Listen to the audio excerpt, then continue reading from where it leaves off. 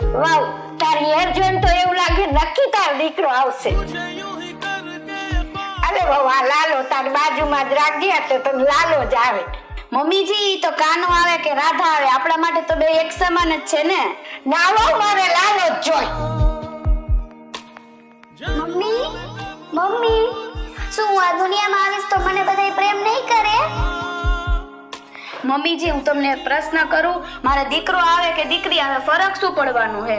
દીકરો આવે ને તો કુળને તારવી દે. પણ મમ્મીજી એમાં ખોટું શું હે? દીકરી તો બે કુળને તારવશે, એક આપણા કુળને ને એક એના સાસરી વાળા કુળને. આવો ભેદભાવ કરવાનું બંધ કરો. આપણે કોકની દીકરી જ છીએ અને આપણા ઘરે દીકરો આવશે ને કાલે રાંદલ તેડવાના આવશે ને તો ગોયડી માટે આપણે દીકરીઓ જ ગોતવા જ આવી જોઈશે. મમ્મીજી સાચી વાત છે વાવ, મારી ભૂલ થઈ ગઈ. કાંઈ વાંધો નહીં મમ્મીજી, આપણે દીકરો આવે કે દીકરી આવે આપણે એક જ સરખો પ્રેમ આપીશું. दस्तक पूछे